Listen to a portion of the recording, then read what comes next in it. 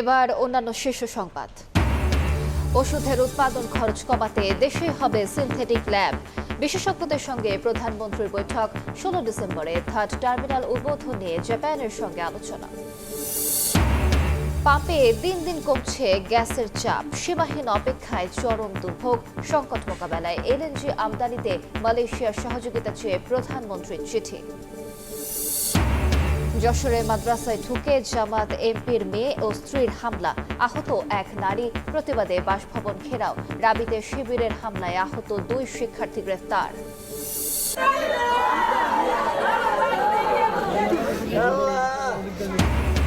মধ্যরাতে ভয়াবহ আগুন। দক্ষিণ আফ্রিকায় ঘুমন্ত অবস্থায় প্রাণ গেল 6 প্রবাসী বাংলাদেশের। সবার বাড়ি নারায়ণগঞ্জ ও মুন্সিগঞ্জে। পরিবারের শোকের মাতম। এবং কয়েকদিনের মধ্যে বাংলাদেশিদের জন্য খুলছে মালয়েশিয়ার শ্রমবাজার। কুয়ালালামপুরে উচ্চ পর্যায়ের বৈঠকে মানব সম্পদ মন্ত্রী নিয়োগ প্রক্রিয়া সহজ করার আশ্বাস।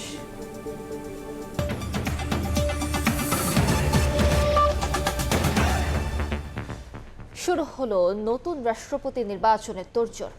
এর অংশ হিসেবে ভারপ্রাপ্ত স্পিকারের সঙ্গে বৈঠক করল নির্বাচন কমিশনের প্রতিনিধি দল। আলোচনা শেষে সিসি জানান, রাষ্ট্রপতি নির্বাচনের তফসিলের জন্য কমিশন প্রস্তুতি নিয়ে রাখলেও এখনও ঠিক হয়নি দিনক্ষণ। সিদ্ধান্ত হলে গেজেট আকারে প্রকাশ করা হবে বলেও জানান তিনি। 24 জুলাই দেশের 22তম রাষ্ট্রপতি মোহাম্মদ শাহাবুদ্দিন অসুস্থতার কারণ দেখিয়ে পদত্যাগ করার পর আলোচনার কেন্দ্রে কে হচ্ছেন 23তম রাষ্ট্রপতি। অস্থায়ীভাবে রাষ্ট্রপতি হিসেবে স্পিকার হাফিজউদ্দিন আহমদ দায়িত্ব নিলেও সংবিধান অনুযায়ী 90 দিনের মধ্যেই নির্বাচন করতে হবে নতুন রাষ্ট্রপতি।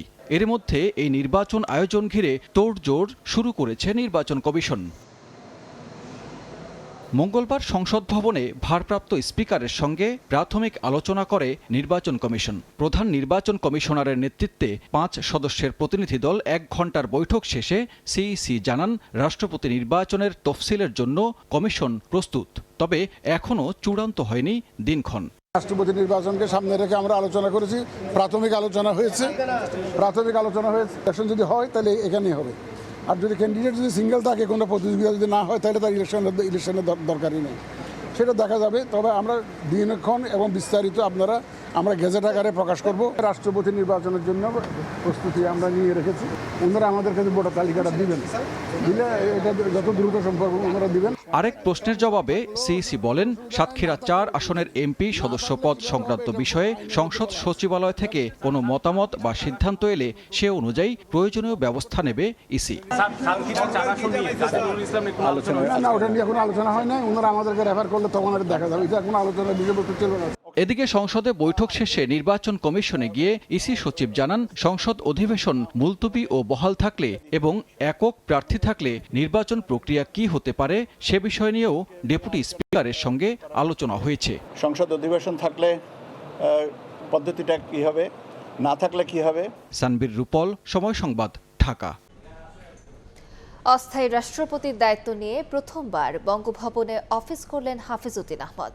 বর্ণাঢ্য আয়োজনে তাকে বরণের পাশাপাশি গার্ড অব অনার দেয় প্রেসিডেন্ট গার্ড রেজিমেন্ট।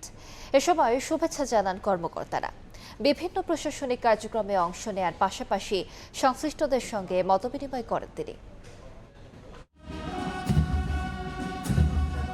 অস্থায়ী রাষ্ট্রপতি হিসেবে দায়িত্ব নেয়ার পর প্রথমবারের মতো বঙ্গভবনে অবসরপ্রাপ্ত মেজর হাফিজউদ্দিন আহমদ মূল ফটকে স্বাগত জানিয়ে ক্রেডেনশিয়াল গ্রাউন্ডে নিয়ে যায় প্রেসিডেন্ট রেজিমেন্ট গার্ডের সদস্যরা।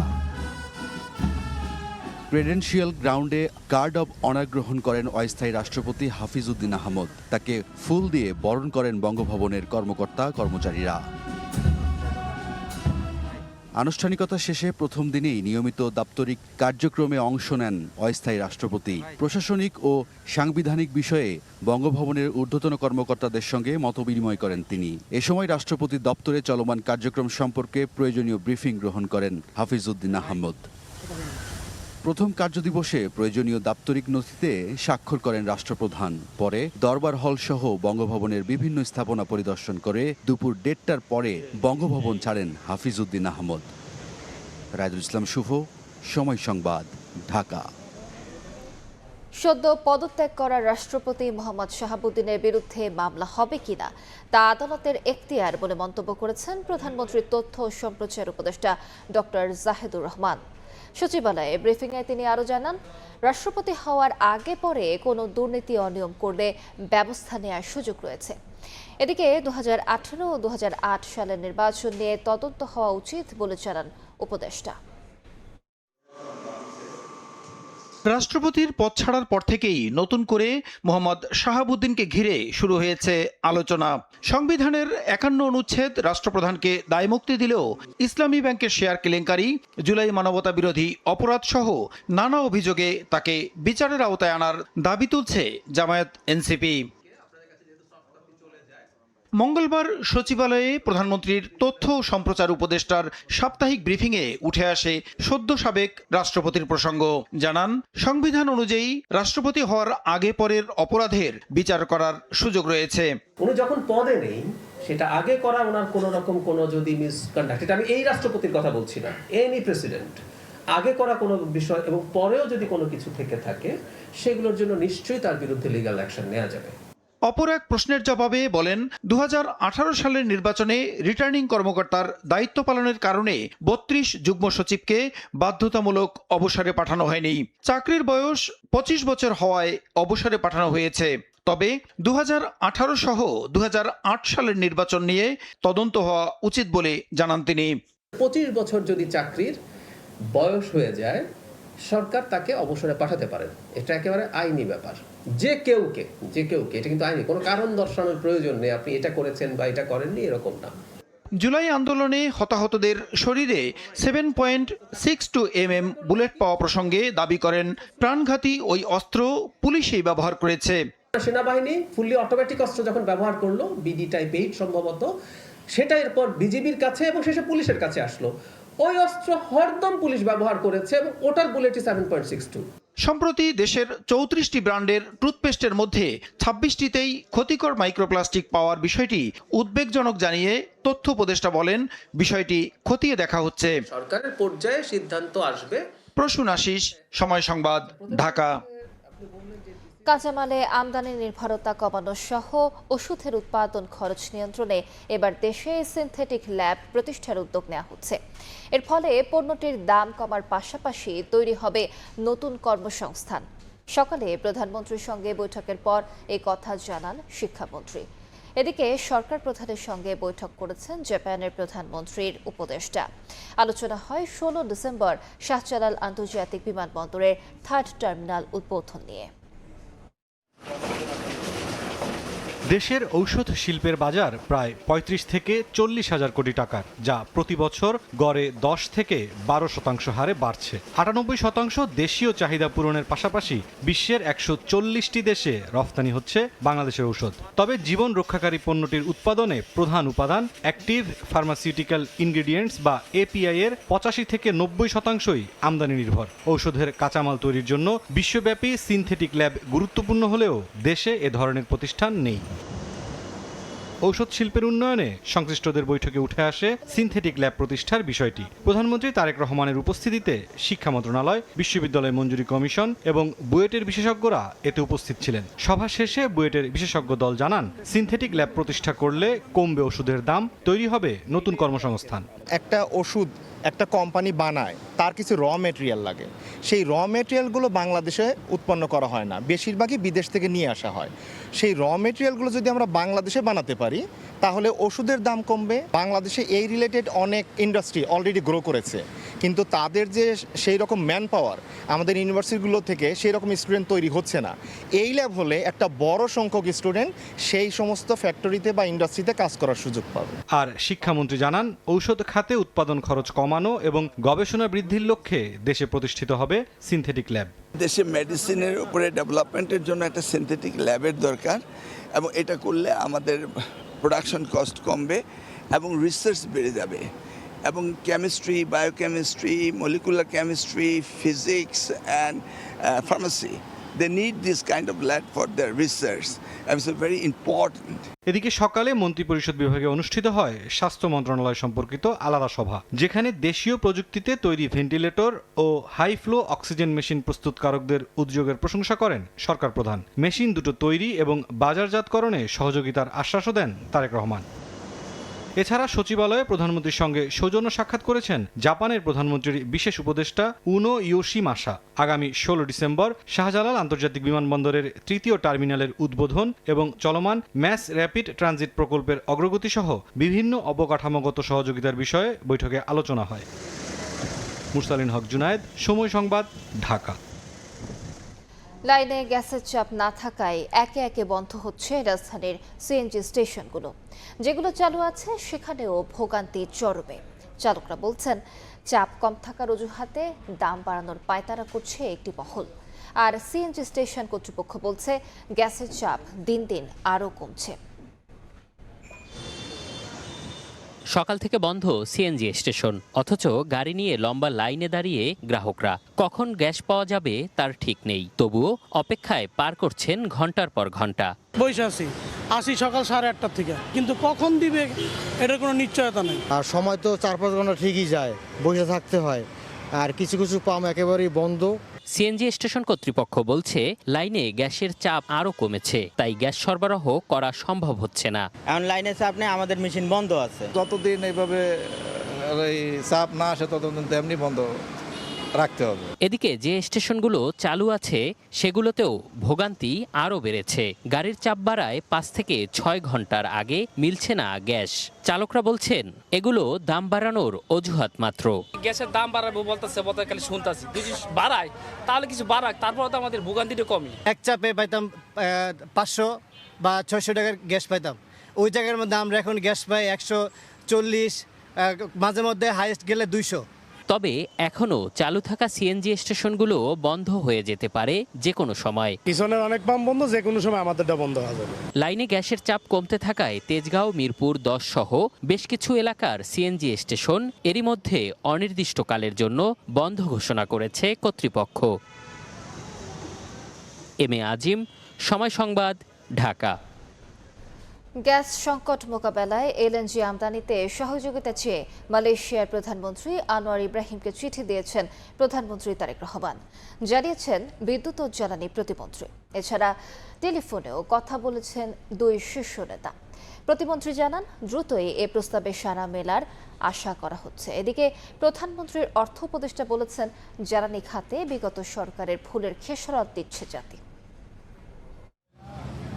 সিএনজি স্টেশনে ঘন্টার পর ঘন্টা যানবাহনের দীর্ঘ সারি, চুলায় নামমাত্র গ্যাস, আর শত শত কারখানায় উৎপাদন প্রায় বন্ধ। সমুদ্রে ভাসমান একটি এলএনজি টার্মিনালে সম্প্রতি দুর্ঘটনার কারণে জাতীয় গ্রিডে গ্যাস সরবরাহ সাময়িকভাবে বন্ধ থাকায় গত কয়েকদিনে গ্যাস সংকট চরম আকার ধারণ করেছে। দৈনিক 380 কোটি ঘনফুট চাহিদার বিপরীতে বর্তমানে সরবরাহ নেমে এসেছে 270 কোটি ঘনফুটে। এতে শিল্প খাতে এখন চরম বিপর্যয়। এ অবস্থায় এলএনজি টার্মিনালে ত্রুটি মেরামতে আরও 1 সপ্তাহ সময় লাগতে পারে বলে সোমবার জানান বিদ্যুৎ ও জ্বালানি প্রতিমন্ত্রী। গ্যাস সংকট দূর করতে মালয়েশিয়ার প্রধানমন্ত্রীর সহযোগিতা চেয়ে চিঠি দিয়েছেন প্রধানমন্ত্রী তারেক রহমান। এলএনজি আমদানি সহ যে কোনো ধরনের সহযোগিতা পাওয়ার ক্ষেত্রে মালয়েশিয়া দ্রুততম সময়ে সাড়া দেবেন বলে আশা প্রতিমন্ত্রীর। মাননীয় প্রধানমন্ত্রী তারেক রহমান মালয়েশিয়ার প্রধানমন্ত্রী জনাব আনোয়ার ইব্রাহিমের সাথে ফোনে কথা বলেছেন। তার দেশের তরফ থেকে এই সংকট নিরসনে যা কিছু করার সুযোগ রয়েছেন মাননীয় প্রধানমন্ত্রীকে অবহিত করবেন। এদিন রাজধানীতে আলাদা অনুষ্ঠানে প্রধানমন্ত্রীর অর্থ ও পরিকল্পনা উপদেষ্টা বলেন, বিদ্যুৎ জ্বালানি খাতে বিগত সরকারের ভুলের বোঝা টানতে হচ্ছে এখন। বিদ্যুৎ এবং জ্বালানি গ্যাস সব জায়গায় আমাদেরকে একেবারে মেরে চুষে লুটপাট করে একটা শিরদারাহীন জাতিতে পরিণত করে পালিয়েছে। বিগত সময়ে গ্যাসের অনুসন্ধান ও উত্তোলনে প্রয়োজনীয় উদ্যোগ না নিয়ে দেশকে বিদেশ নির্ভর করে তোলা হয়েছে বলেও মন্তব্য করেন প্রধানমন্ত্রীর অর্থ উপদেষ্টা। বিদেশ নির্ভর করা হয়েছে। প্রসূন আশিস, সময় সংবাদ, ঢাকা। হবিগঞ্জে এনসিপির জুলাই পদযাত্রা কর্মসূচিতে সংঘর্ষ হয়েছে।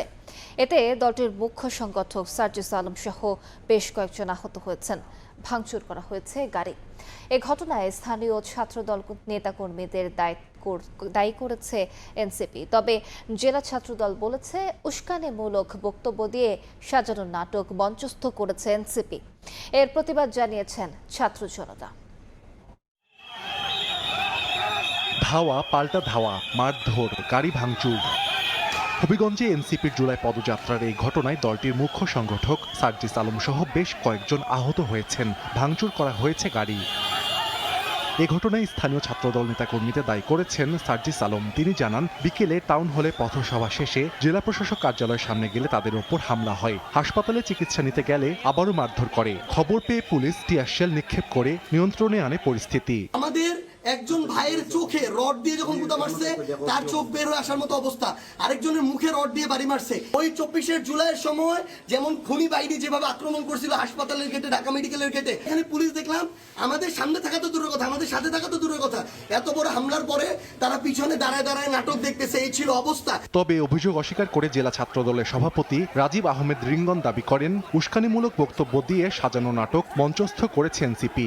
এর প্রতিবাদ জানিয়েছে ছাত্র জনতা। এর দায়ভার তাদেরকেই নিতে হবে। এটা একটা সাজানো নাটক এবং এই সাজানো নাটকটা মঞ্চস্থ করেছে এনসিপি। আপনারা জানেন যে ওই উস্কানিমূলক বক্তব্যটাকে কেন্দ্র করেই সাধারণ জনগণ এবং ছাত্র জনতাই কিন্তু প্রতিবাদ জানিয়েছে। আহ্বান জানাবো তাদের বক্তব্য নিয়ন্ত্রণ করার জন্য, না হলে এই ধরনের অনাকাঙ্ক্ষিত দায়ভার কিন্তু তাদেরকেই নিতে হবে। এর আগে দুপুরে আজমেরীগঞ্জে পথসভায় বক্তব্য রাখেন সার্জিস আলম, নাসিরউদ্দিন পাটোয়ারি সহ কেন্দ্রীয় নেতারা। সময় সংবাদ, হবিগঞ্জ। মাদ্রাসার শিক্ষক ও অভিভাবকদের মারপিটের অভিযোগ উঠেছে যশোর 4 আসনের সংসদ সদস্য ও জেলা জামায়াতের আমির অধ্যাপক গোলাম রসুলের মেয়ে ও স্ত্রীর বিরুদ্ধে। আঘাত করা হয়েছে এক নারীর মাথাতেও। এই ঘটনার প্রতিবাদে এমপির বাসভবন ঘেরাও করে হামলা চালিয়েছে বিক্ষুব্ধ জনতা। খবর পেয়ে পরিস্থিতি নিয়ন্ত্রণে আনে পুলিশ। এমপি গোলাম রসুলের দাবি, তার মেয়ে মানসিক রোগী। নিজ বাড়ির সামনের মাদ্রাসা শিক্ষক ও অভিভাবকদের মারপিটের অভিযোগে যশোর 4 আসনের সংসদ সদস্য ও জেলা জামায়াতের আমির অধ্যাপক গোলাম রসুলের যশোর বাসভবনে হামলা ও ঘেরাও করে বিক্ষুব্ধ জনতা। মঙ্গলবার সকাল 11টার দিকে এই ঘটনা ঘটে। স্থানীয়দের অভিযোগ, যশোর শহরের নীলগঞ্জ এলাকায় জামায়াতের এমপি গোলাম রসুলের বাড়ির সামনে আল মাদ্রাসাতুস সাইরাহ ও মসজিদ রয়েছে। ওই মাদ্রাসায় শিশুদের যাতায়াত এবং ব্যবস্থা মেনে নিতে পারছেন না এমপি গোলাম রসুলের মেয়ে অনন্যা। মঙ্গলবার সকালে এমপি গোলাম রসুল ও তার মেয়ে অনন্যা মাদ্রাসায় গিয়ে শিক্ষক ও অভিভাবকদের সঙ্গে বিরোধে জড়িয়ে পড়ে। এ সময় রেক্সোনা নামে এক নারীর মাথা ফাটিয়ে দেয় অনন্যা। একই সঙ্গে নাসিরউদ্দিন নামে এক অভিভাবকের ওপর চড়াও হন তিনি। তার সাইকেলটিও ফেলে দেওয়া হয়। এ ঘটনা কেন্দ্র করে এলাকাবাসী বিক্ষুব্ধ হয়ে এমপির বাসভবনে হামলা চালায়। উপায়ন্ত না দেখে এমপি ও তার মেয়ে নিজেদের রক্ষায় গেট বন্ধ করে অবরুদ্ধ করেন।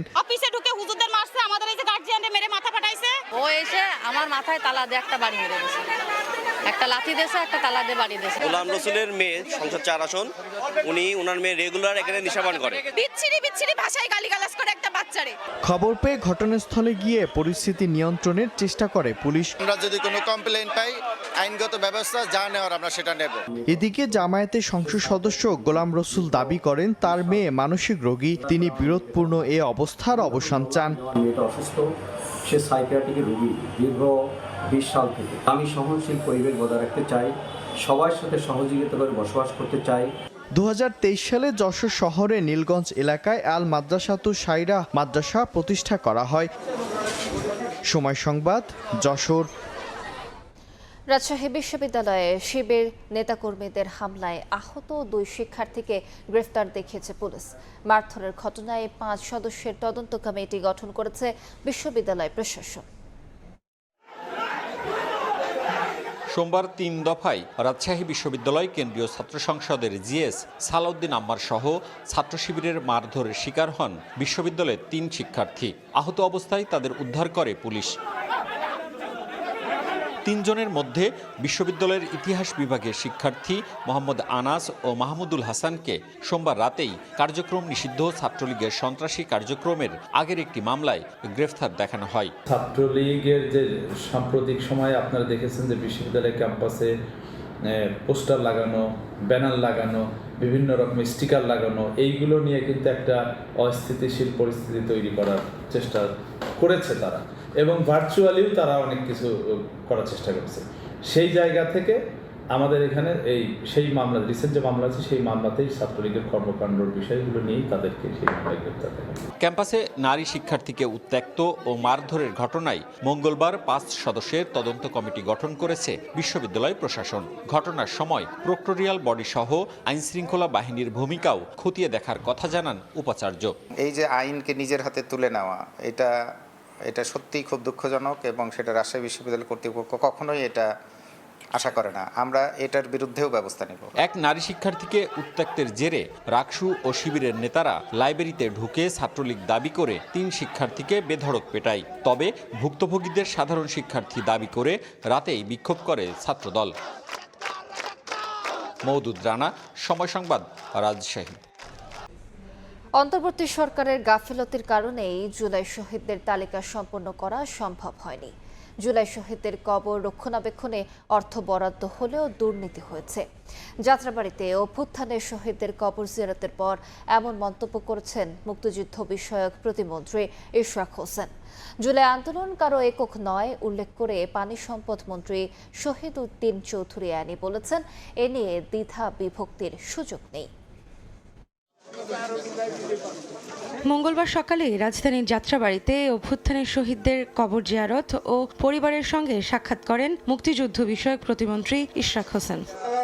পরে গণমাধ্যমে প্রতিমন্ত্রী বলেন, অন্তর্বর্তী সরকারের গাফিলতির কারণেই জুলাই শহীদদের তালিকা সম্পন্ন করা সম্ভব হয়নি। ভুয়া কাগজপত্র দিয়ে কেউ গেজেটভুক্ত হওয়ার অপচেষ্টা করলে আইনের আওতায় আনার হুঁশিয়ারি দেন। অন্তর্বর্তী সরকারের সময়ে জুলাই শহীদদের কবর রক্ষণাবেক্ষণে অর্থ বরাদ্দ হলেও সেখানেও দুর্নীতি হয়েছে বলে জানান প্রতিমন্ত্রী। অন্তর্বর্তীকালীন সরকারের যে দায়িত্ব ছিল সেখানে অনেক অভিযোগ আমরা শুনতে পাই, অবহেলার কথা আমরা শুনতে পাই।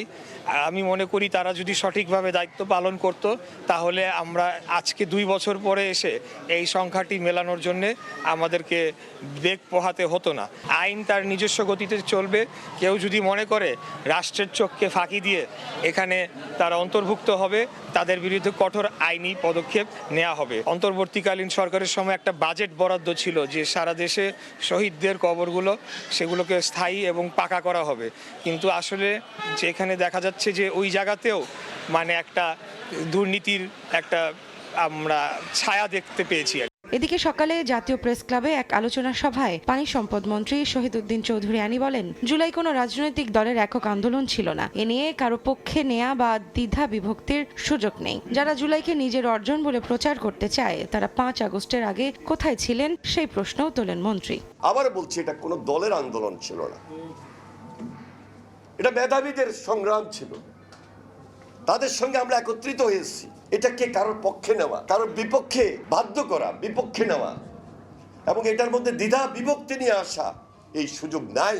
পার্লামেন্টের বাইরে গিয়ে বিরোধী দলের আচরণের জন্য সতর্ক হওয়ার আহ্বান জানান পানি সম্পদ মন্ত্রী। রৌনক নিয়ন্তা, সময় সংবাদ, ঢাকা। এবার বাণিজ্য সংবাদ।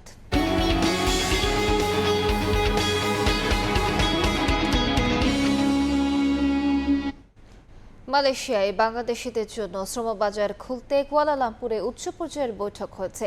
ঢাকার প্রতিনিধিদের সঙ্গে এ বৈঠকে কর্মী নিয়োগ প্রক্রিয়া সহজ করা, অগ্রাধিকার ভিত্তিতে শ্রমিক পাঠানো এবং বিদ্যমান জটিলতা দূর করার বিষয়ে আলোচনা হয়েছে। কয়েকদিনের মধ্যেই শ্রমবাজার চালুর ঘোষণা আসতে পারে বলে জানিয়েছেন দেশটির মানব সম্পদ মন্ত্রী। মালয়েশিয়া থেকে মোহাম্মদ আব্দুল কাদেরের রিপোর্ট। দীর্ঘদিন ধরে স্থবির থাকা মালয়েশিয়ার শ্রমবাজারে বাংলাদেশি কর্মী নিয়োগ পুনরায় শুরু করতে পুত্রজায়ায় অনুষ্ঠিত হয়েছে 2 দেশের গুরুত্বপূর্ণ উচ্চ পর্যায়ের বৈঠক। বাংলাদেশের পক্ষে বৈঠকে নেতৃত্ব দেন প্রবাসী কল্যাণ ও বৈদেশিক কর্মসংস্থান মন্ত্রী আরিফুল হক চৌধুরী এবং প্রধানমন্ত্রীর উপদেষ্টা মাহাদি আমিন। অন্যদিকে মালয়েশিয়ার মানব সম্পদ মন্ত্রণালয়ের শীর্ষ কর্মকর্তারা অংশ নেন। বৈঠকে শ্রমবাজার দ্রুত চালু এবং কর্মী নিয়োগ প্রক্রিয়া আরও কার্যকর করার বিষয়ে গুরুত্বারোপ করা হয়। আলোচনায় কর্মী পাঠানোর প্রতিটি ধাপ, নির্ধারিত সময়সীমা এবং স্ট্যান্ডার্ড অপারেটিং প্রসিডিউর বা এসওপি নিয়ে বিস্তারিত পর্যালোচনা করা হয়। চলতি বছরের শেষ পর্যন্ত দুই দেশের মধ্যে বিদ্যমান সমঝোতা স্মারক কার্যকর থাকলেও উভয় পক্ষের মতে এখন সবচেয়ে গুরুত্বপূর্ণ বিষয় হলো বাস্তব পরিস্থিতি বিবেচনায় দ্রুত শ্রমবাজার পুনরায় চালু করা। এজন্য প্রয়োজনীয় প্রশাসনিক ও কারিগরি বাধাগুলো দ্রুত দূর করার বিষয়ে ঐকমত্যে পৌঁছান দুই দেশের প্রতিনিধিরা।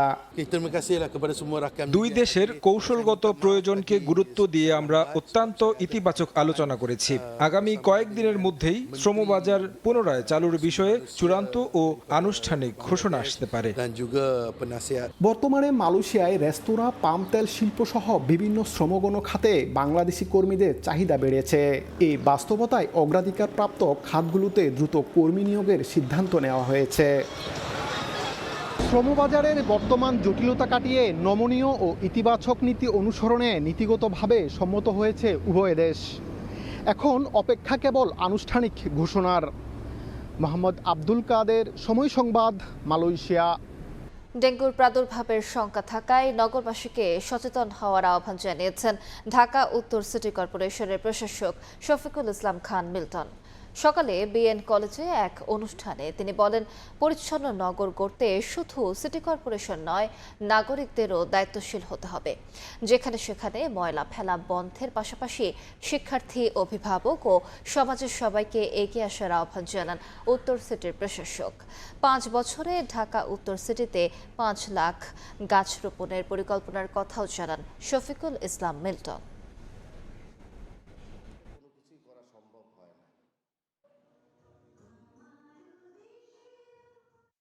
মধ্যরাতে ভয়াবহ আগুনে দক্ষিণ আফ্রিকায় ঘুমন্ত অবস্থায় প্রাণ গেল 6 প্রবাসী বাংলাদেশের। তাদের সবার বাড়ি নারায়ণগঞ্জ ও মুন্সিগঞ্জে। মৃত্যুর খবরে পরিবারে নেমে এসেছে শোকের ছায়া। শওকত আলী সৈকতের তথ্য ও আরিফ হোসেনের ছবিতে রিপোর্ট। দক্ষিণ আফ্রিকায় ব্যবসা প্রতিষ্ঠানে আগুনে প্রাণ গেল 6 প্রবাসী বাংলাদেশির।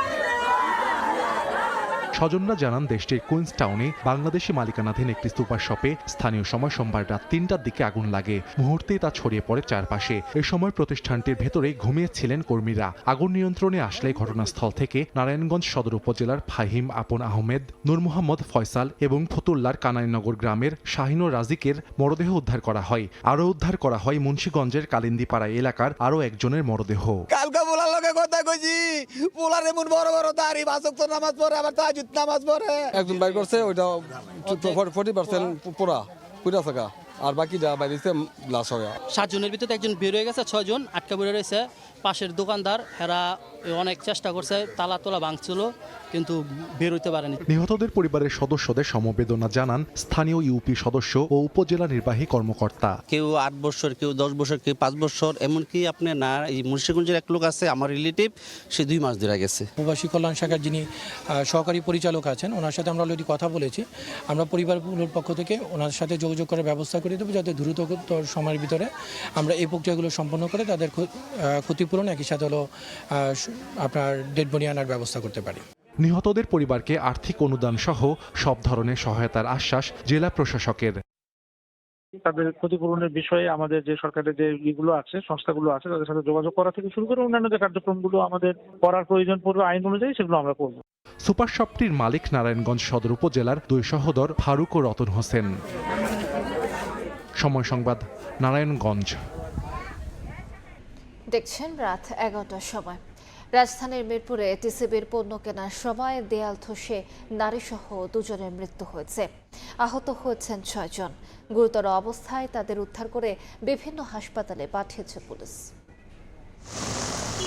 সপ্তাহের অন্যান্য দিনের মতোই রাজধানীতে মিরপুর বিশ্ববিদ্যালয় কলেজের পেছনের সড়কে টিসিবির পণ্য কিনতে লাইনে দাঁড়িয়েছিলেন স্বল্প আয়ের মানুষ। দুপুর 1:30টার দিকে হঠাৎ বিকট শব্দে ধসে পড়ে কলেজের সীমানা প্রাচীর। কিছু বুঝে ওঠার আগেই দেয়ালের নিচে চাপা পড়েন নারী ও শিশুসহ অন্তত 8 জন। ঘটনার পরপরই উদ্ধার কাজে এগিয়ে আসেন স্থানীয়রা। পরে পুলিশ ও ফায়ার সার্ভিসের সহায়তায় দেয়ালে চাপা পড়াদের উদ্ধার করে হাসপাতালে পাঠানো হয়। হৃদয় বিদারক এ ঘটনায় হতভম্ব সেখানকার মানুষ। দপাস করে আওয়াজ ঘুরেই দেখি যে দেয়ালের নিচে মানুষ চাপা পড়া। কয়েকটা ইটা পড়ছে প্রথমে, পড়ার পরে দেখলাম হুট করে একটা বড় দেওয়াল হিসাব পড়ছে, একটা আন্টি অনেকজন খাড়া ছিল, তার একজন আন্টি সরে গেছে, আরেকজনের গায়ে পড়ছে। প্রত্যক্ষদর্শীদের দাবি 2014 সালে নির্মিত এই সীমানা প্রাচীরটির দীর্ঘদিন ধরেই ঝুঁকিপূর্ণ ও নড়বড়ে ছিল। বিষয়টি একাধিকবার কলেজ কর্তৃপক্ষের নজরে আনা হয়েছিল বলেও জানান তারা। ওটা বাঁকা ছিল, তা কর্তৃপক্ষ একবার দেখে গেছে, দেখে যাওয়ার পরে আমরা তো মনে করলাম কাজ করবে, তাই এরা আর এই 6-7 মাসে কোনো কাজ করে নাই। ঘটনাস্থল পরিদর্শন করে স্থানীয় সংসদ সদস্য বলেন, ঘটনাটির সুষ্ঠু তদন্ত করে দোষীদের শাস্তির ব্যবস্থা নিশ্চিতের পাশাপাশি সরকারের পক্ষ থেকে আহত ও নিহতদের ক্ষতিপূরণ দিতে হবে।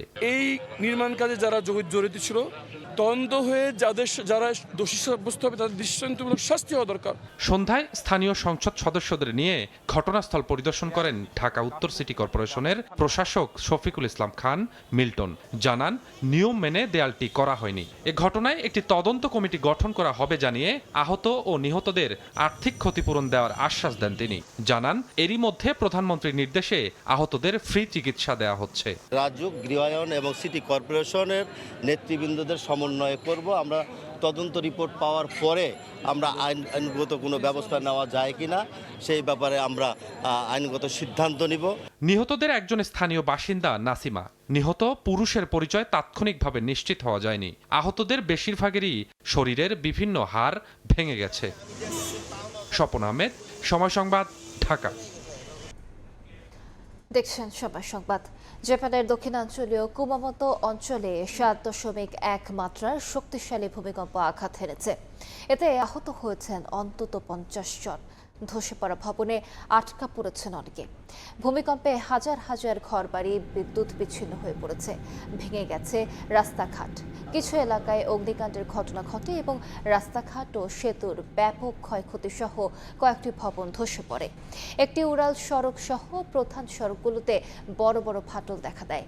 ভূমিকম্পের পর বেশ কয়েকবার আফটার শকের ঘটনা ঘটে। রেল পরিষেবা বন্ধ এবং বিমান চলাচল স্থগিত করা হয়। এরই মধ্যে প্রায় 3 লক্ষ মানুষকে আশ্রয় কেন্দ্রে যাওয়ার নির্দেশ দেওয়া হয়েছে।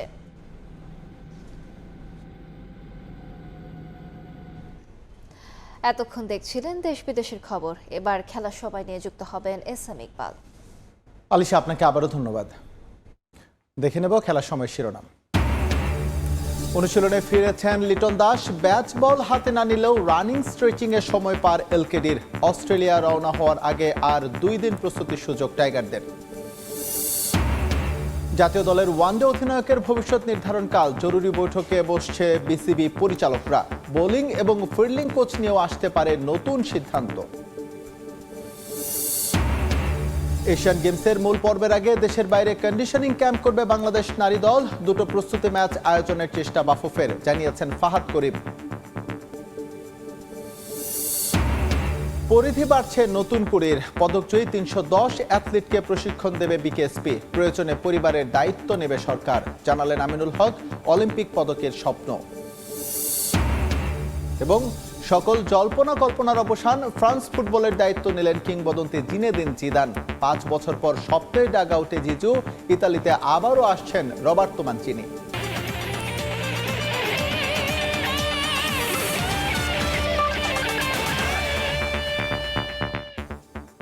শুরুতে ক্রিকেট। অস্ট্রেলিয়া সিরিজ সামনে রেখে দ্বিতীয় দিনের মতো স্কিল ট্রেনিং করেছে বাংলাদেশ দল। ইনজুরি কাটিয়ে মাঠে ফিরেছেন লিটন দাস। এদিন ব্যাটে বলের কোনো অনুশীলন করেননি লিটন। রানিং আর স্ট্রেচিং করে দিন পার করেছেন এলকেডি। তবে মাঠে ফেরায় দ্বিতীয় টেস্টে লিটনকে পাওয়ার সম্ভাবনা বেড়েছে কয়েক গুণ। রানিং সেশন করেছেন পেসার শরীফুল ইসলামও। এছাড়া এদিন শান্ত সৌম্যদের স্কিল নিয়ে লম্বা সময় কাজ করেছেন ফিল সিমন্স। বোলারদের ব্যাটিং উন্নতিতে হাসান মাহমুদ, মুশফিক হাসানদের নিয়ে আলাদাভাবে কাজ করেছেন হেড কোচ। অজি সফরের আগে আর মাত্র 2 দিন অনুশীলনের সুযোগ পাবে বাংলাদেশ দল। শুক্রবার মধ্যরাতে অস্ট্রেলিয়ার উদ্দেশ্যে দেশ ছাড়ার কথা টাইগারদের। আর আগামী 6 জুলাই ক্রিকেট অস্ট্রেলিয়া একাদশের বিপক্ষে 3 দিনের একটা প্রস্তুতি ম্যাচ খেলার কথা রয়েছে শান্তদের।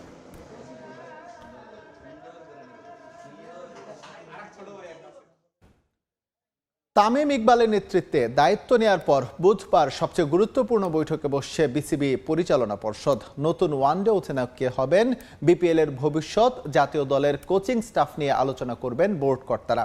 এছাড়া অস্ট্রেলিয়া সিরিজের আগে একাধিক ক্রিকেটারের ইনজুরিতে মেডিকেল ডিপার্টমেন্ট নিয়েও বড় সিদ্ধান্ত আসতে পারে এই বোর্ড সভা থেকে। বিসিবিতে তামিম ইকবালের বোর্ডের বয়স 2 মাস। নতুন বোর্ড দায়িত্ব নেয়ার পর এবার সবচেয়ে গুরুত্বপূর্ণ বৈঠকে বসবেন পরিচালকরা। জাতীয় দল থেকে শুরু করে ঘরোয়া ক্রিকেট, প্রশাসনিক কাঠামো সহ একাধিক গুরুত্বপূর্ণ ইস্যুতে আলোচনায় বসছেন বোর্ড কর্তারা। বৈঠকের সবচেয়ে গুরুত্বপূর্ণ এজেন্ডা ওয়ানডে দলের অধিনায়কত্ব। 3 ফরম্যাটে 3 অধিনায়কের নীতি থেকে বের হয়ে আসতে চায় বিসিবি। ওয়ানডে অধিনায়ক হিসেবে মিরাজের পরিবর্তে আলোচনায় লিটন দাসের নাম।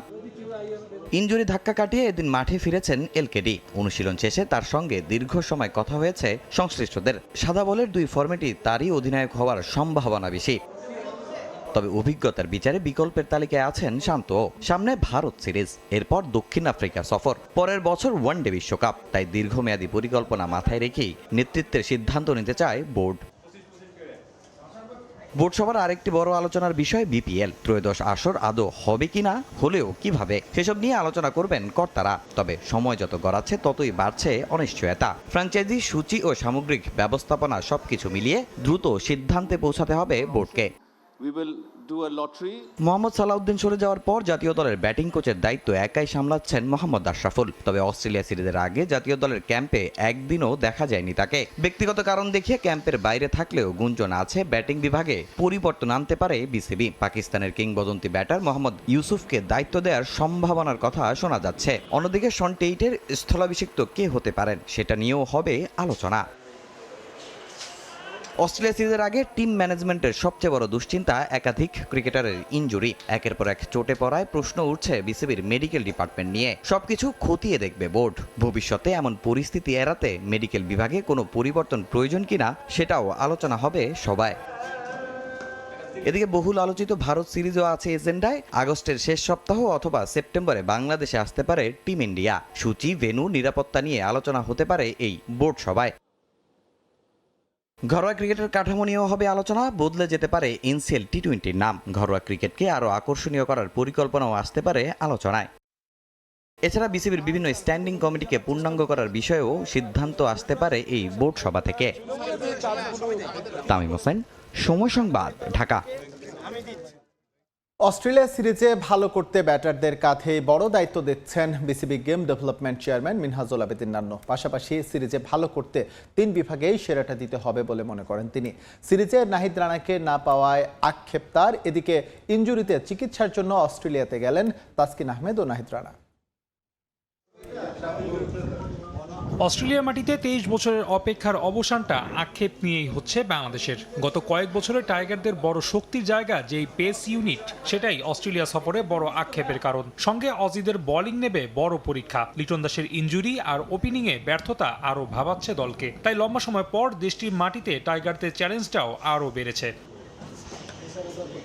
সাদা পোশাকে ওপেনিংয়ে লম্বা সময় সুযোগ পেয়েও নিজেকে মেলে ধরতে ব্যর্থ মাহমুদুল হাসান জয়। বাড়তি চিন্তার কারণ লিটন না থাকায়। কারণ দেশটির মাটিতে সামলাতে হবে প্যাট কামিন্স, হ্যাজেলউড থেকে শুরু করে নাথান লায়নদের মতো বোলারদের। তাই নান্নুও বড় দায়িত্বটা দেখছেন ব্যাটারদের কাঁধেই। যদিও দেশটির মাটিতে টেস্ট খেলতে যে কোনো দেশকেই বড় পরীক্ষা দিতে হয়, তাই ব্যাটিংয়ের পাশাপাশি বোলিং, ফিল্ডিং 3 ডিপার্টমেন্টকেই শতভাগ দিতে হবে। দেখেন, এখন অস্ট্রেলিয়ার পেস বোলিং বলেন, স্পিন অ্যাটাক বলেন, সব কিছু বিশ্বসেরা। তো সেই হিসাবে আমাদের ব্যাটসম্যানদের যথেষ্ট দায়িত্ব নিয়ে খেলতে হবে। তার সাথে সাথে টোটাল টিম পারফরমেন্স যেটা দরকার, ব্যাটিং, বোলিং, ফিল্ডিং সব দিক দিয়ে কিন্তু সব ডিপার্টমেন্টেই ভালো দিক কিন্তু আশা করতে হবে। তো খালি একটা দিক চিন্তা করলে হবে না। তো আমি মনে করি যে চ্যালেঞ্জ যেটা থাকবে, এই চ্যালেঞ্জের বাইরে আমাদের যে চ্যালেঞ্জটা নিতে হবে। অবশ্য বোলিং ইউনিটটা রীতিমতো আক্ষেপের জায়গায় রূপ নিয়েছে দলের। উপমহাদেশে নাহিদ রানার বোলিং গতিটা অস্ট্রেলিয়ার মাটিতে দেখার অপেক্ষা ছিল অনেকেরই। এই তালিকায় ছিলেন ক্যারিবিয়ান কিংবদন্তি ইয়ান বিশপও। নাহিদের না থাকায় হতাশা প্রকাশ করেছেন তিনি। আক্ষেপ আছে নান্নুরও। তবে দলে যারা আছেন তাদের নিয়েও প্রত্যাশিত তিনি। মিস করবো, কারণ আমাদের এই দ্রুতগতির বোলার, এই সাবকন্টিনেন্টে এত জোরে বোলার নেই। তো সেই সেই হিসাবে অস্ট্রেলিয়ার মাটিতে এটা আমাদের একটা সুযোগ ছিল, এই সুযোগটা আমরা দেখতে পারিনি। তো আগামীতে ইনশাল্লাহ আবার দেখব। তো আমি আশা করি যে আমাদের এখন যারা যাচ্ছে ওদেরও ক্যাপাবিলিটি আছে ভালো বোলিং করার এবং ওদের কাছ থেকে ভালো কিছু দেখতে পারে। এদিকে ইনজুরিতে অস্ট্রেলিয়া সফর থেকে ছিটকে গেলেও চিকিৎসার জন্য দেশটিতে যাচ্ছেন দুই পেসার তাসকিন ও নাহিদ। সেখান থেকে চিকিৎসা নিয়ে নাহিদ দেশে ফিরলেও তাসকিন থেকে যাবেন সেখানেই। সেখান থেকেই দলের সঙ্গে যোগ দেবেন তাসকিন। রাফি আমিন, সময় সংবাদ।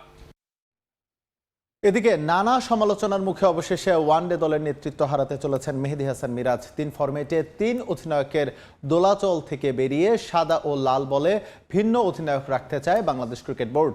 গণমাধ্যমের খবর, আসন্ন ভারত সিরিজেই ওয়ানডে দলের দায়িত্ব নিতে যাচ্ছেন নতুন অধিনায়ক লিটন কুমার দাস।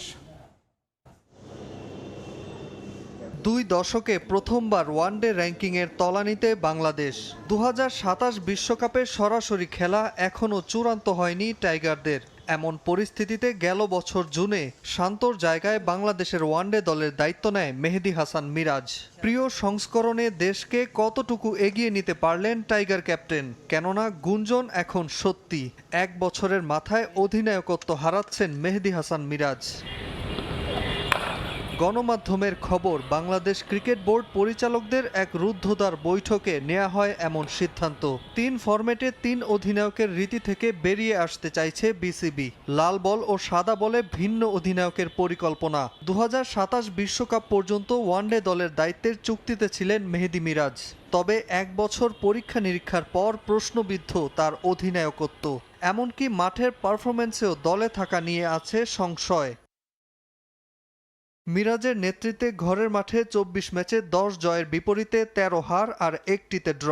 আর বিদেশে 13 ম্যাচে জয় কেবল 2টিতে, বাকি সবগুলোতেই হেরেছে বাংলাদেশ। 2023 এশিয়া কাপের পর এই সংস্করণে সেঞ্চুরির দেখা পাননি টাইগার অধিনায়ক। গেল 1 বছরে মিরাজের উইলো থেকে এসেছে একটি 50। বল হাতেও ঢের বিবর্ণ তার অফ ব্রেক। মাঠে তার ভুল কৌশলগত সিদ্ধান্তের মাসুল গুনতে হয়েছে পুরো দলকে। সবকিছু ঠিক থাকলে আসন্ন ভারত সিরিজে ওয়ানডে দলের দায়িত্ব বুঝে নেবেন লিটন দাস। 2 দেশের কূটনৈতিক সম্পর্কে টানাপোড়েন আর নানা জল ঘোলার পর অনেকটাই নিশ্চিত ঘরের মাঠে ভারতের সাথে ওয়ানডে আর টি20 সিরিজ। গণমাধ্যমের খবর, বাংলাদেশ সফরের জন্য আফগানিস্তানের বিপক্ষে নির্ধারিত 3 ম্যাচের টি20 সিরিজ পিছিয়ে দেওয়ার কথা ভাবছে বিসিসিআই। নাজমুল হাসান পুলক, সময় সংবাদ। এবার দেশের নারী ফুটবল প্রসঙ্গ। এশিয়ান গেমসের মূল লড়াইয়ের আগে বিদেশের মাটিতে ক্যাম্প করবে বাংলাদেশ নারী ফুটবল দল।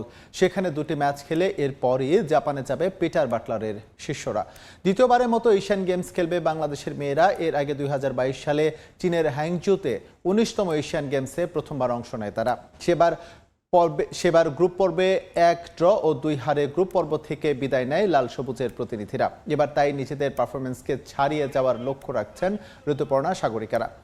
আসন্ন আসরে ড্রয়ের পর সেই কাজটা পাহাড়সম কঠিন হয়ে দাঁড়িয়েছে। বি গ্রুপে বাংলার মেয়েদের প্রতিপক্ষ দক্ষিণ কোরিয়া, উত্তর কোরিয়া ও মিয়ানমার। এদের বিপক্ষে লড়তে জাপানের কন্ডিশনের সঙ্গে নিজেদের মানিয়ে নিতে বিদেশের মাটিতে ক্যাম্প করবে বাংলাদেশের মেয়েরা।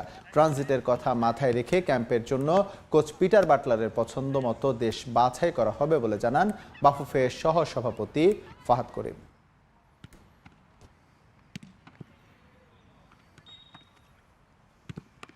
আমাদের টিম চায়না যাবে, ওনাদের একটা ভেরি স্ট্যাবলিশ ইউনিভার্সিটি ফ্যাসিলিটিতে ওরা ট্রেন করবে এবং দুটি ইউনিভার্সিটি টিমের সাথে ওরা খেলবে।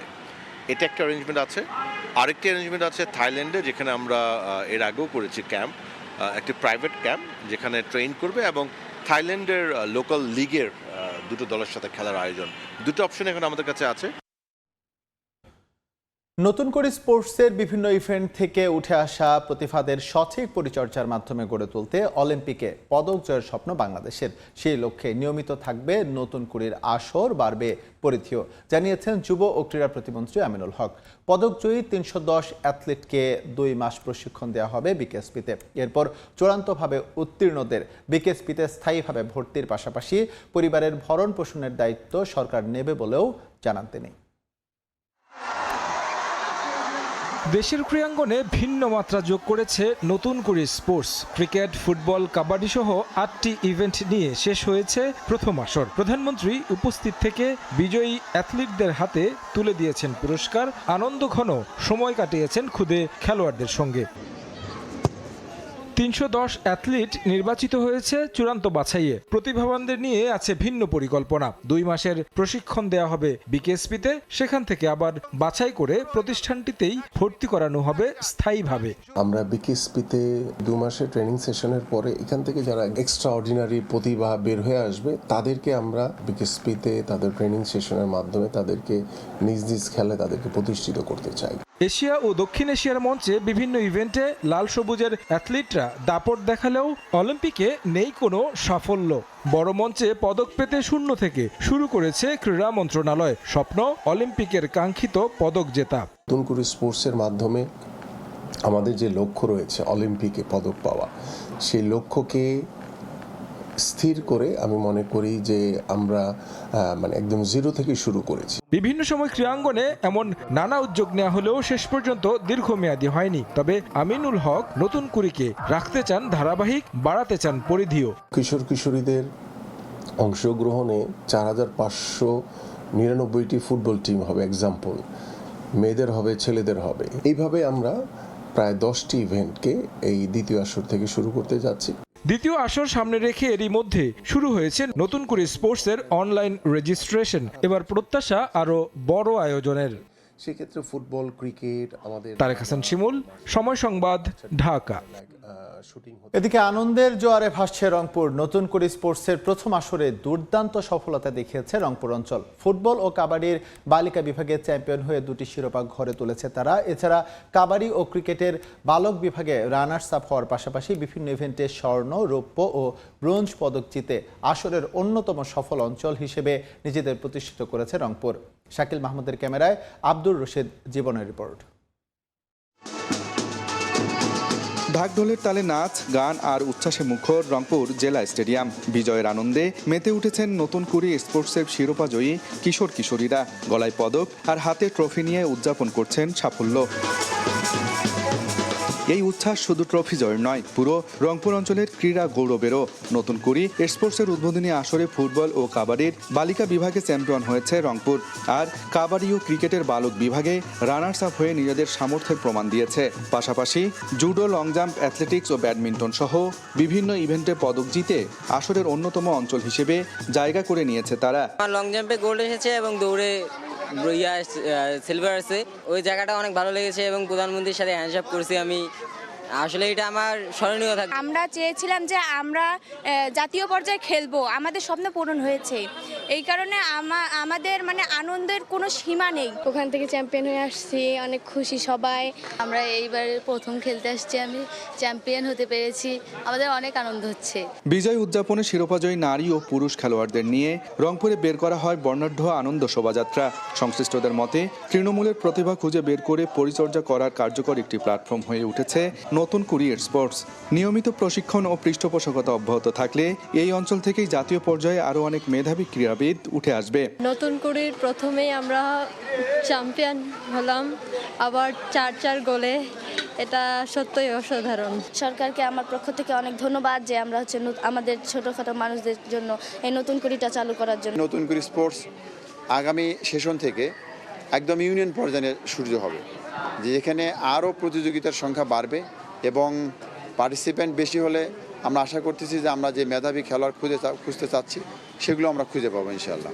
এমন সাফল্যে ভবিষ্যতে দেশের ক্রীড়াঙ্গনে রংপুরের আরও শক্তিশালী অবস্থানের প্রত্যাশা বাড়িয়ে দিয়েছে, এমনটাই মনে করছেন ক্রীড়ামোদীরা। আব্দুর রশিদ জীবন, সময় সংবাদ, রংপুর। কিশোরগঞ্জের মিঠামইনের প্রত্যন্ত অঞ্চল থেকে জাতীয় পর্যায়ে এসে বাজিমাত করেছে মারিয়া। অ্যাথলেটিক্সে 200 মিটারের পর 100 মিটারেও স্বর্ণ পদক জিতেছেন এই কিশোরী। মারিয়াকে সফল স্প্রিন্টার বানাতে ত্যাগ স্বীকার করতে হয়েছে তার দিনমজুর বাবার। এশিয়ান গেমস ও অলিম্পিকে বাংলাদেশের হয়ে প্রতিনিধিত্ব করতে চান মারিয়া। আশরাফুল ইসলামের ক্যামেরায় আরও জানাচ্ছেন ফাহিম ইসলাম। নতুন করে স্পোর্টসে 100 মিটার ও 200 মিটার স্প্রিন্টে 2 ইভেন্টে গোল্ড মেডেল জিতেছেন মারিয়া। মারিয়া আছেন আমাদের সঙ্গে। মারিয়ার কাছ থেকে জানতে চাইবো নতুন করে স্পোর্টসে তার এই জার্নিটা। মারিয়া, 2 ইভেন্টে আপনি গোল্ড মেডেল জিতেছেন, আপনার পুরো এই জার্নিটা কেমন ছিল নতুন করে স্পোর্টসে? অনেক ভালো ছিল।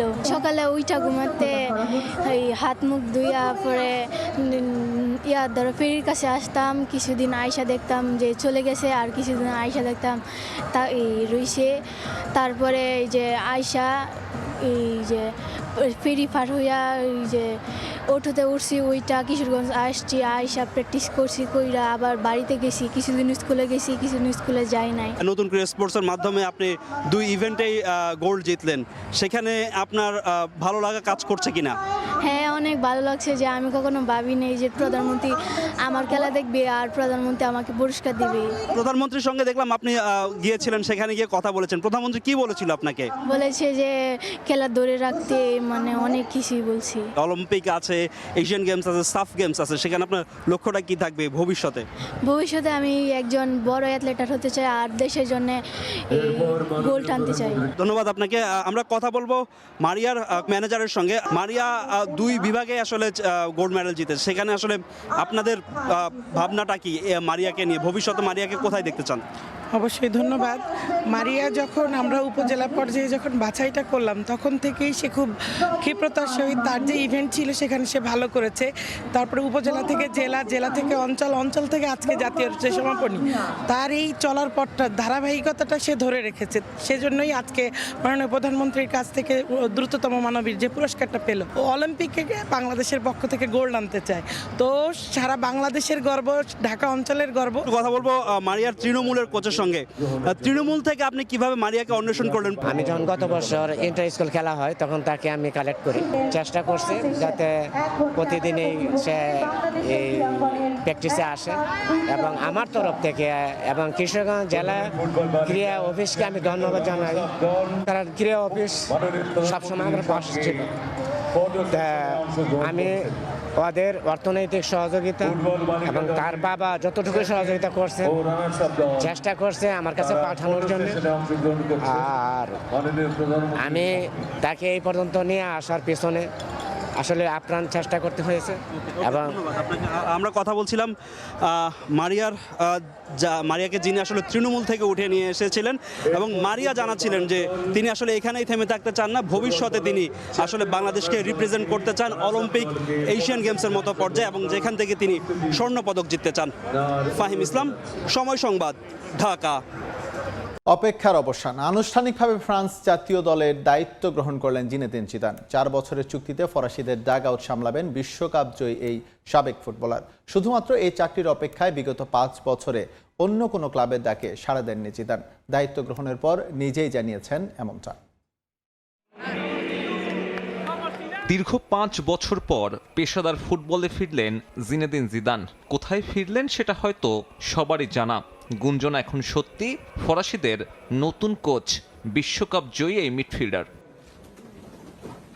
মঙ্গলবার ফ্রান্স ফুটবলের হেডকোয়ার্টারে নতুন কোচের নাম ঘোষণা করেন ফেডারেশন সভাপতি।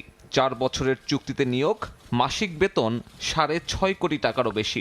2028 ইউরোর পর 2030 বিশ্বকাপে ফরাসিদের ডাগ আউট সামলাবেন জিজু। 2021-এ রিয়াল মাদ্রিদের দায়িত্ব ছাড়ার পর থেকেই এই গুঞ্জনের শুরু। প্রত্যক্ষ বা পরোক্ষভাবে নিজের পছন্দের কথা একাধিকবার জানিয়েছেন জিদান, আর ভালোবাসার ওই চাকরির জন্য গত 5 বছরে ফিরিয়ে দেন একাধিক শীর্ষস্থানীয় ক্লাবের প্রস্তাব।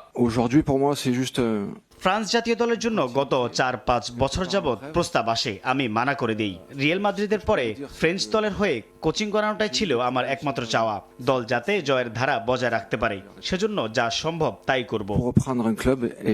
বর্ণাঢ্য ফুটবল ক্যারিয়ার, দলীয় বা ব্যক্তিগত অর্জনে অনন্য। 2006 বিশ্বকাপে হেডবাটে বিদায় জানান আন্তর্জাতিক ফুটবলকে। এরপর কোচিংয়ে ফিরেছেন রিয়াল মাদ্রিদের ডাগআউটে, সেখানে ছাড়িয়ে গেছেন নিজের ফুটবলীয় অর্জনকেও। টানা 3 চ্যাম্পিয়ন্স লিগ সহ মোট 11 শিরোপা। লস ব্লাঙ্কোসের 50 বছরের অপেক্ষার অবসান ঘটিয়ে এক মৌসুমে জিতিয়েছেন লা লিগা আর ইউরোপিয়ান ট্রফি। জেতা হয়নি ইউরো ট্রফি। 2016 আর 22 দুবারই ফাইনালে হার দেশাম বাহিনীর। ওই আক্ষেপ মেটাতে পারেন জিদান। 2028-এ ইউরো মিশন দিয়ে তার মেজর টুর্নামেন্টের যাত্রা শুরু। বিধ্বংসী ভয়ঙ্কর ফরাসি স্কোয়াডের সঙ্গে জিজুর কোচিং কম্বিনেশন দেখার অপেক্ষায় গোটা ফুটবল বিশ্ব। সাব্বির মিথুন, সময় সংবাদ। সংকটে ইতালির ফুটবল দায়িত্ব নেওয়ার 16 দিনের মধ্যে টেকনিক্যাল ডিরেক্টরের পদ থেকে সরে দাঁড়ালেন পাওলো মালদিনি। কোচ বাছাইয়ে পূর্ণ স্বাধীনতা না পাওয়ার কারণেই এমন সিদ্ধান্ত নিয়েছেন তিনি। দ্বিতীয়বারের মতো ইতালির কোচের দায়িত্ব পেলেন রবার্তো মানচিনি। টেকনিক্যাল ডিরেক্টর পদে নিয়োগ পেয়েছেন ক্লদিও রানিয়েরি।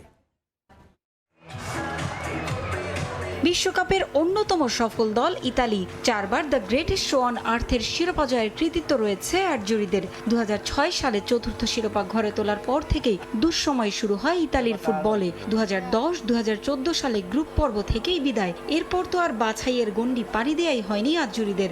রাশিয়া, কাতারের পর সবশেষ যুক্তরাষ্ট্র, কানাডা ও মেক্সিকোতে অনুষ্ঠেয় বিশ্বকাপের বাছাইয়ের পরীক্ষায় পাশ করতে পারেনি ইতালি। সবশেষ বিশ্বকাপ বাছাইয়ের প্লে অফে বসনিয়া হার্জেগোভিনার কাছে হেরে দর্শক হয়ে থাকতে হয় বিশ্বকাপে। ফেডারেশনের নানা অনিয়ম, সরকারি হস্তক্ষেপ সহ নানা কারণে রং হারিয়েছে ইতালির ফুটবল। দল পুনর্গঠনে ফুটবল ফেডারেশনের টেকনিক্যাল ডিরেক্টর করা হয়েছিল সাবেক অধিনায়ক ও দেশটির কিংবদন্তি ডিফেন্ডার পাওলো মালদিনিকে।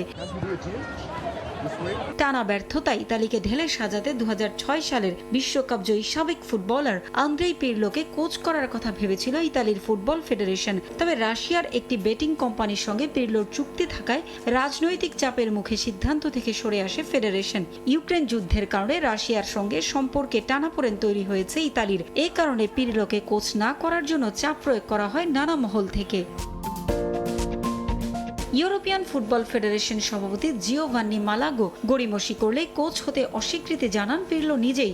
মূলত দেশটির ফুটবল পুনর্গঠনে পিরলোকে আনার পরামর্শ ছিল টেকনিক্যাল ডিরেক্টর পাওলো মালদিনির, কিন্তু ফেডারেশনে স্বাধীনভাবে কাজ করতে না পারায় নিজের উপদেষ্টা সহ দায়িত্ব থেকে সরে দাঁড়ান সাবেক এই অধিনায়ক। গত 11 জুলাই ফেডারেশনের দায়িত্ব নিয়েছিলেন। 2002 সালে ফুটবলকে বিদায় জানানো মালদিনি। তবে ফেডারেশনে নানা বাধা ও স্বাধীনভাবে কাজ করতে পারছিলেন না তিনি। বাধ্য হয়েই তাই সরে দাঁড়িয়েছেন। এমন ঘটনায় আবারও সংকটে পড়েছে ইতালি। সমস্যার সমাধানে রবার্তো মানচিনিকে কাণ্ডারি করেছে ইতালির ফুটবল ফেডারেশন। এর আগেও আজ্জুরিদের কোচের দায়িত্বে ছিলেন তিনি। দ্বিতীয় দফায় তার নিয়োগ প্রায় চূড়ান্ত। টেকনিক্যাল ডিরেক্টর পদে মালদিনির জায়গায় যোগ দিচ্ছেন ক্লদিও রানিয়েরি। পারভিন আক্তার, সময় সংবাদ। আবারও স্বাগত খেলার সময়। আর্চারির নতুন অ্যাডহক কমিটির মূল লক্ষ্য নির্ধারিত সময়ের মধ্যে নির্বাচন করা। আগের কমিটি নির্বাচন করতে ব্যর্থ হওয়ায় নতুন অ্যাডহক কমিটি গঠন করেছে জাতীয় ক্রীড়া পরিষদ। অগাস্টের মাঝামাঝি এজিএম এর পর নির্বাচনের তারিখ চূড়ান্ত হবে বলে জানান আর্চারি ফেডারেশনের অ্যাডহক কমিটির সভাপতি কাজী রাজিবউদ্দিন আহমেদ চপল।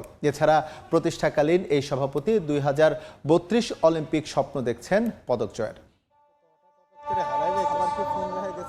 বাংলাদেশের ক্রীড়াঙ্গনে বড় ধরনের রদবদল। 27 ফেডারেশনের কমিটি ভেঙে নতুন করে অ্যাডহক কমিটি গঠন করেছে জাতীয় ক্রীড়া পরিষদ। যে পরিবর্তনের হাওয়া লেগেছে তীর ধনুকের স্পোর্টস আর্চারিতেও। সর্বশেষ 2019 সালের আর্চারি ফেডারেশনের নির্বাচন হয়েছিল। সেই কমিটির মেয়াদ পূর্ণ হওয়ার পর থেকে অ্যাডহক কমিটি দিয়ে চলছে ফেডারেশন। তাদের মূল দায়িত্ব ছিল নির্বাচন দেওয়া, কিন্তু তাদের সেই দায়িত্বের কথা বারবার ওয়ার্ল্ড আর্চারি ফেডারেশন মনে করিয়ে দেওয়ার পরও কাজ হয়নি। তারা নির্ধারিত সময়ের মধ্যে ইলেকশন করতে পারে নাই, ব্যর্থ। আমরা ক্ষণিকের জন্য আসছি এখানে, আমরা দায়িত্ব পালনের জন্য একটাই দায়িত্ব, আমরা এটা করবো, আমরা ইলেকশন করবো, এই ধারাবাহিক কাজগুলো চালিয়ে যাব। তাই বলে আমরা থাকবো না বলে আমরা ট্রেনিংটা বাদ দিব বা ওইটা বাদ দেবো, এটা না, আমরা ট্রেনিং চালিয়ে যাচ্ছি। নতুন অ্যাডহক কমিটির চ্যালেঞ্জ এনএসসির বেঁধে দেওয়া 3 মাসের মধ্যে নির্বাচন করা। সাংগঠনিক কার্যক্রম চালিয়ে এই চ্যালেঞ্জের দিকে হাঁটতে চান অ্যাডহক কমিটির সভাপতি কাজী রাজিবউদ্দিন আহমেদ চপল। স্বচ্ছ ও অংশগ্রহণমূলক নির্বাচনের মধ্য দিয়ে তিনি আর্চারি ফেডারেশনকে দিতে চান স্থায়ী নেতৃত্ব। প্রথম মিটিংয়ে আমরা নির্বাচনের সিদ্ধান্ত নিয়েছি এবং এটার প্রথম ধাপ হিসেবে আমরা একটা ইলেকটিভ সাধারণ সভা করতে যাচ্ছি আগামী 15 আগস্ট। ওয়ার্ল্ড আর্চারি ফেডারেশনের নির্দেশনা আছে যে প্রেসিডেন্ট থেকে শুরু করে একদম সদস্য পর্যন্ত আমাদের ইলেকটিভ হইতে হবে। আর্চারিতে এশিয়ার মঞ্চে ধারাবাহিক পারফরমেন্স করছে বাংলাদেশ। পদকের ক্যাবিনেটও ভারী করছেন দেশের আর্চাররা। নিয়মিত টুর্নামেন্টের অংশ নিয়ে পারফর্ম করে এশিয়ার গণ্ডি পেরিয়ে পৌঁছতে হবে বিশ্ব দরবারে। আর সেই পথ ধরে 2032 অলিম্পিকে বাংলাদেশের প্রথম আর্চারি পদকের স্বপ্ন দেখছেন নতুন অ্যাডহক কমিটির সভাপতি। আমাদের একটাই স্বপ্ন যে আমরা যে 28 সালেও নাও পারি, 32-এ আমাদের একটা টার্গেট আছে, আমরা পদকের জন্য লড়াই। কোনো কিছু নিয়ে অতিরঞ্জিত প্রেডিকশনে যাওয়া ঠিক না। আমাদের বাস্তববাদী চিন্তা ভাবনা যে আমরা যদি না পারি আমাদের নেক্সট জেনারেশন সেটা করবে, এইটাই আমাদের। আবারও স্বাগত খেলার সময়। বিশ্বকাপের কোয়ার্টার ফাইনালে আর্জেন্টিনার বিপক্ষে ম্যাচে সুইজারল্যান্ডের ফরওয়ার্ড এমবোলোর লাল কার্ড দেখানোর সিদ্ধান্ত সঠিক ছিল না। বিশ্লেষণ শেষে তা নিশ্চিত করেছে ফুটবলের আইন প্রণয়নকারী সংস্থা international football association board. IFAB জানায় দ্বিতীয় দ্বিতীয় হলুদ কার্ড দেখানোর সিদ্ধান্তটি ফুটবলের প্রচলিত আইন অনুযায়ী ঠিক ছিল না। সদ্য সমাপ্ত বিশ্বকাপে উন্নত প্রযুক্তি থাকার পরও রেফারিং নিয়ে বিতর্ক ছিল চরমে, বিশেষ করে আর্জেন্টিনার কয়েকটি ম্যাচ ঘিরে। সোশ্যাল মিডিয়া সহ বিভিন্ন মাধ্যমে সমালোচনাও হয়েছে ঢের। এমনকি অভিযোগ পর্যন্ত তোলা হয়েছে বিশ্বকাপে টিকে থাকতে মেসিদের অবৈধভাবে সুবিধা দিয়েছে ফিফা, যার সত্যতা না মিললেও এবার বাজে রেফারিং এর বিষয়টি জনসম্মুখে আনলো ফুটবলের আইন প্রণয়নকারী সংস্থা ইন্টারন্যাশনাল ফুটবল অ্যাসোসিয়েশন বোর্ড। বিশ্বকাপের কোয়ার্টার ফাইনালে আর্জেন্টিনার বিপক্ষে ম্যাচে দ্বিতীয় হলুদ কার্ড দেখে 72 মিনিটে মাঠ ছাড়তে হয় সুইস ফরওয়ার্ড ব্রিল এমবোলোকে, যে সিদ্ধান্তটি নেওয়া হয়েছিল VAR পর্যবেক্ষণ করে। শুরুতে সেলেসাও মিডফিল্ডার লিয়ান্ড্রো পারেদেসকে ট্যাকেলের অভিযোগে হলুদ কার্ড দেখানো হলেও ভার চেকে দেখা যায় এমবোলোর সঙ্গে তার কোনো রকমের শারীরিক সংঘর্ষই হয়নি। তাই অভিনয়ের অভিযোগ তুলে পর্তুগিজ রেফারি পারেদেসের হলুদ কার্ড রিভার্স করে সেটা এমবোলোকে দেখান। আর এর আগে আরও একটা হলুদ কার্ড থাকায় মাঠ ছাড়তে হয় তাকে। ম্যাচ পরবর্তী সংবাদ সম্মেলনে যে বিষয়টি নিয়ে অসন্তোষ প্রকাশ করেন সুইজারল্যান্ডের কোচ মুরাত ইয়াকিন, যা নিয়ে এবার অফিসিয়াল বিবৃতি প্রকাশ করলো IFAB। সংস্থাটি জানায় দ্বিতীয় হলুদ কার্ড দেখানোর সিদ্ধান্ত দেওয়ার ক্ষেত্রে কোনো ভূমিকা রাখার এখতিয়ার নেই VAR এর, কিন্তু ভিডিও অ্যাসিস্ট্যান্ট রেফারিং এর দায়িত্বে থাকা মেক্সিকান গুয়েরমো পাচেকো বিষয়টি নিয়ে হস্তক্ষেপ করেন এবং ম্যাচ পরিচালনার দায়িত্বে থাকা হুয়াও পিনেইরো দ্বিতীয় হলুদ কার্ড দেখিয়ে এমবোলোকে মাঠ ছাড়ার নির্দেশ দেন। IFAB এখানে VAR এর ভুল প্রয়োগের কথা ব্যাখ্যা করলেও সেই ম্যাচে উদ্দেশ্য প্রণোদিতভাবে কোনো রেফারি এই সিদ্ধান্ত দিয়েছিলেন কিনা সে প্রমাণ পায়নি। তবে বিশ্বকাপে অভিনয়ের ঘটনা ঠেকানোর জন্য যে পদ্ধতি ব্যবহার করেছে ফিফা, এই বিষয়ে পর্যালোচনা পুরোপুরি শেষ না হওয়া পর্যন্ত তা আনুষ্ঠানিকভাবে ব্যবহার না করার সিদ্ধান্ত দিয়েছে। SM ইকবাল, সময় সংবাদ। আবারও স্বাগত খেলার সময়।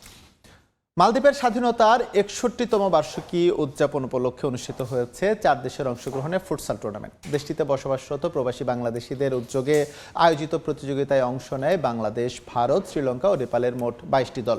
প্রবাসী বাংলাদেশিদের মাঝে সৌহার্দ্য ও সম্প্রীতির বন্ধন অটুট রাখতেই করা হয়েছে এমন আয়োজন।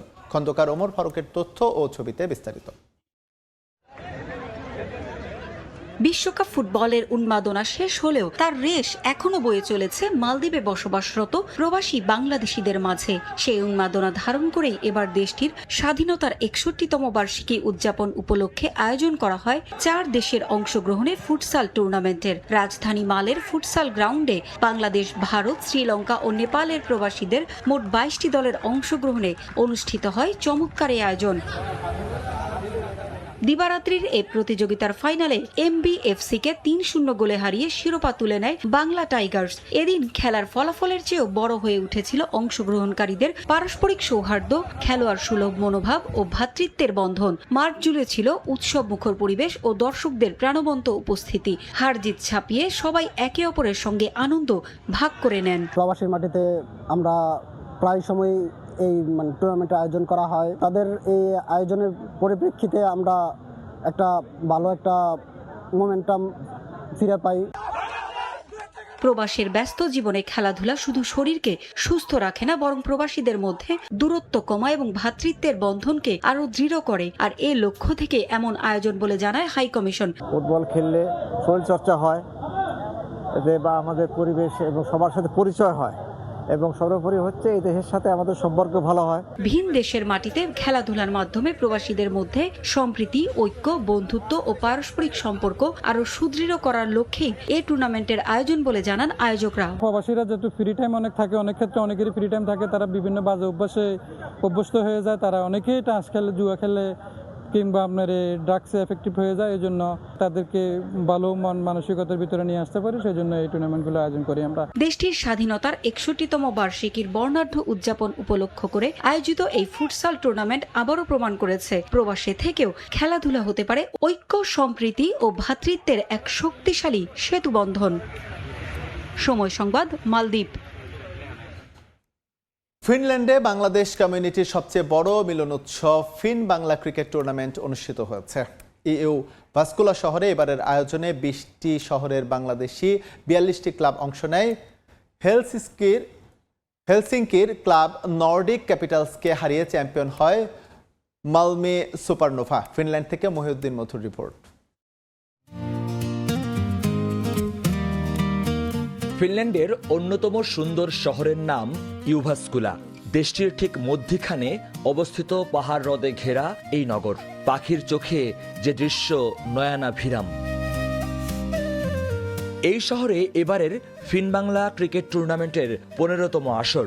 ফিনল্যান্ডের বাংলাদেশ কমিউনিটিতে সর্ববৃহৎ ও আকর্ষণীয় আয়োজন এই টুর্নামেন্ট, যেখানে প্রতি বছর 20টি শহর থেকে প্রায় 50টি ক্লাব অংশ নেয়। এক এক বছর এক এক শহরে অনুষ্ঠিত হওয়া এই টুর্নামেন্টকে কমিউনিটির বিশ্বকাপ বলেও আখ্যায়িত করা হয়। বিভিন্ন শহর থেকে টিমগুলো যেভাবে এসেছে এবং যেভাবে কোঅপারেট করেছে এবং সবাই যেভাবে আনন্দ নিয়ে খেলেছে, পুরো জিনিসটা খুব অভূতপূর্ব ছিল। এবারের আয়োজক টিম ইউভাস্কুলা ক্রিকেট ক্লাব। 3 দিন ব্যাপী 7টি মাঠে 42টি ক্লাবের 72 ম্যাচের লড়াই চলে।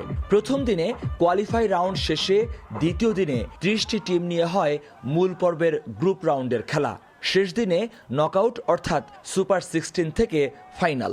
আমরা অলরেডি অনেকগুলো ফিডব্যাক পেয়েছি বিভিন্ন টিম থেকে, এবং তারা বলছে অনেক সুন্দর টাইম ম্যানেজমেন্ট, ফিল্ড কন্ডিশন এবং টোটাল এনভায়রনমেন্ট অনেক ভালো ছিল। শিরোপা লড়াইয়ে হাড্ডাহাড্ডি খেলা চলে এক শহরের ক্লাবের সাথে অন্য শহরের। সবাইকে পেছনে ফেলে ডিফেন্ডিং চ্যাম্পিয়ন মালমি সুপারনোভা শিরোপা নিজেদের কাছেই রেখে দেয়। ব্যাক টু ব্যাক চ্যাম্পিয়ন হয় কমিউনিটি ক্রিকেটের পরাশক্তি এই ক্লাব। এই একটা টুর্নামেন্টের কারণে সবাই একসাথে হই, এই বিষয়টা আমরা সবাই বাংলাদেশের জন্য, সবাদের জন্য এটা খুবই একটা সুন্দর এবং আনন্দপূর্ণ মুহূর্ত। অনেকের স্বপ্ন থাকে, অনেকে 7-8 বছর 10 বছর 12 বছর ধরে ক্রিকেট খেলাও আজ পর্যন্ত সেমিফাইনাল ফাইনাল খেলতে পারতেছে না, কিন্তু আমরা back to back 5 bar final খেললাম, তার মধ্যে আমরা 2 বার চ্যাম্পিয়ন হয়েছি। প্রথমবারের মতো টুর্নামেন্টে অংশ নেয় হেলসিঙ্কির সদ্য গঠিত club Nordic Capitals. Qualify round থেকেই তাক লাগানো পারফরমেন্স নজর কাড়ে সবার, কিন্তু ভাগ্যের কাছে অসহায়ত্ব বরণ করে হতে হয় রানার্স আপ। ফিন বাংলা হচ্ছে ফিনল্যান্ডের সবচেয়ে বড় টুর্নামেন্ট, আর ওই টুর্নামেন্টে আমরা নতুন টিম হিসাবে একদম কোয়ালিফাইং ম্যাচ থেকে খেলে একদম ফাইনাল খেললাম, এটাই সবচেয়ে বড় অর্জন। আমাদের খেলা সবার কাছে যে গ্রহণযোগ্যতাটা পাইছে বা সবাইকে যে এন্টারটেইন দিছে, এটাই আসলে আমার কাছে মনে হয় আমার টিম প্লাস ফিন বাংলার সার্থকতা। 2012 সালে শুরু হওয়া এই টুর্নামেন্ট ইউরোপের বাংলাদেশ কমিউনিটির সর্ববৃহৎ আয়োজন। মহিউদ্দিন মধু, সময় সংবাদ, ইউভাস্কুলা, ফিনল্যান্ড। এ পর্যায়ে খেলার সময় শীর্ষ সংবাদ জেনে দিচ্ছি আরেকবার। অনুশীলনে ফিরেছেন লিটন দাস। ব্যাট বল হাতে না নিলেও রানিং স্ট্রেচিং এর সময় পার এলকেডির। অস্ট্রেলিয়া রওনা হওয়ার আগে আর 2 দিন প্রস্তুতির সুযোগ টাইগারদের। জাতীয় দলের ওয়ানডে অধিনায়কের ভবিষ্যৎ নির্ধারণকাল জরুরি বৈঠকে বসছেন বিসিবি পরিচালকরা। বোলিং এবং ফিল্ডিং কোচ নিয়েও আসতে পারে নতুন সিদ্ধান্ত। এবং পরিধি বাড়ছে নতুন করির। পদকজয়ী 310 অ্যাথলিটকে প্রশিক্ষণ দেবে বিকেএসপি। প্রয়োজনে পরিবারের দায়িত্ব নেবে সরকার, জানালেন আমিনুল হক। অলিম্পিক পদকের স্বপ্ন।